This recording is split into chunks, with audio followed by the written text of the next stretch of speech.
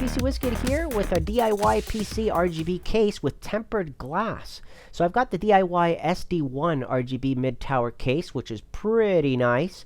ATX mid-tower, it's a small little case, but you can pack quite a bit in there. A lot of different options and sizes of things that you can put in there. You got space for 2, 3.5 hard drive. You've got 2.5-inch hard drives that you can install in there. You've got, right out of the box, pre-installed, 3 120mm RGB fans, and at the rear, you've got also one fan that it comes with, and you can expand this up to 8 fans in total. You can add a radiator instead if you want, 240 millimeters, and or an air cooler, 180 millimeters in height, and a large graphics card as well. Now, like I said, pre-installed, you've got 4 addressable RGB LED fans, 7 different colors, 3 modes, circular, flashing. You got the breathing effect and all that. Really cool. Out of the box. My first impression, sweet. I love the controls at the top. Okay, USB 3.0, the reset power, HD audio, USB 2.0, and the LED. That's pretty standard. But the LED is really what you have to look at, that LED button. That's the one that I'm going to toggle through to change all the colors and effects to show you in just a moment. Looking at the tempered glass, 4 millimeters in thickness. Really solid construction, strong, and it looks great. Okay, it looks really nice. You're going to show off all your cool stuff that you have installed in there. Good airflow coming in through the sides and the front. And of course, on the top, you've got a removable dust filter that is actually magnetic. Cool. Love it. Moving along, at the back and at the front, we're going to take off the cover here so you can see those 3 RGB fans. You know, that's pretty good. Comes installed. Don't have to really touch anything. And then at the back of the case, you got to look at the power supply. You got your 7 ports there. And of course, the one fan pre-installed at the rear, and the I/O plate hole right there on the left side. Now, the tempered glass here, I haven't removed the protective cover, the filter, the plastic filter yet, but it's pretty cool. You can see how it uses the full length, the window. That glass is going from one end to the other, so you can really show off everything. So that's pretty neat. I love the case. First impressions, it's a standard, look and feel to the case, but it's got an aggressive front. When you turn on those lights, you're going to see it in a second. It's going to look really, really nice. Those 3 fans going on there. Okay, now, inside of the case, empty first. You can see there it's got a separate compartment at the bottom for your power supply. Supports large, long graphics cards and tall CPU coolers. 3 fans at the front, 1 at the rear, plus you can add 2 at the top and 2 right on top of the power supply cover, as you can see right there. And, well, what else can I tell you? Looking at the tempered glass with it empty, it's pretty nice. But really, let's open it up and fill it up with some hardware. That's really what you want. You want to see it with some stuff in there. Now, at the back, you got a lot of space to maneuver. I mean, 29 millimeters space for your cable management between the board and the side covers, quite a bit. You can really fit a lot in there on the sides.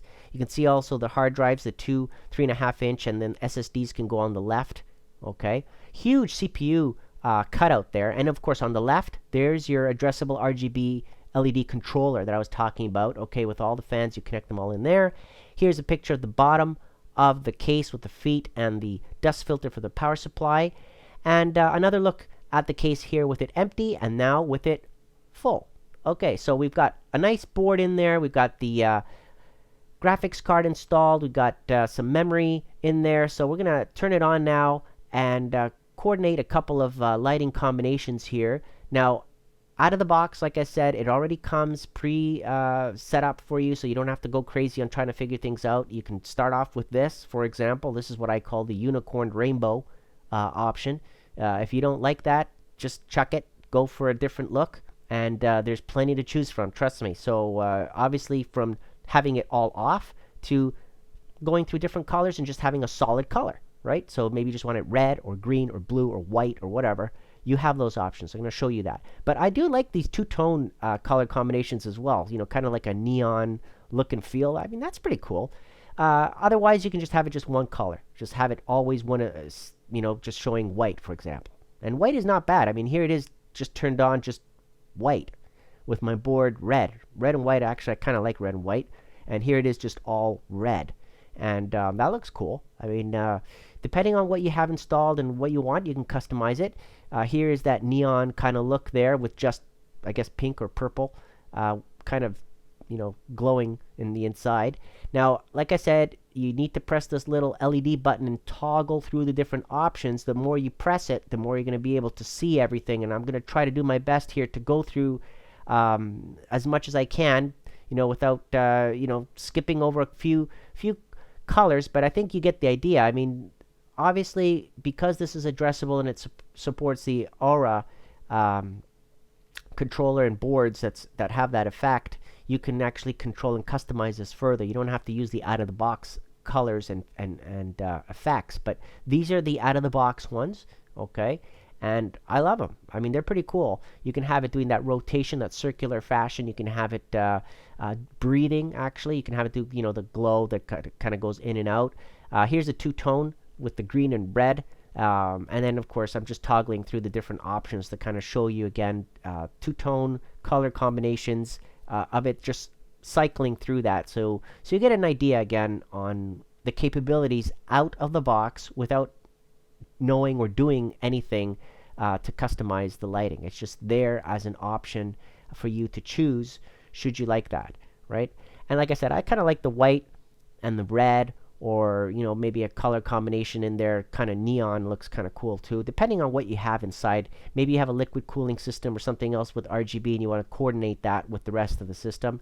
You can obviously have things off, and the breathing effect is pretty cool as well, like I said. So maybe you just wanted to just kind of go in and out, you can do that as well. So it's got what you would expect from a controller, and I do like the tempered glass, right? It's pretty nice to be able to see everything through there, and it's solid. 4 millimeters in thickness is pretty nice.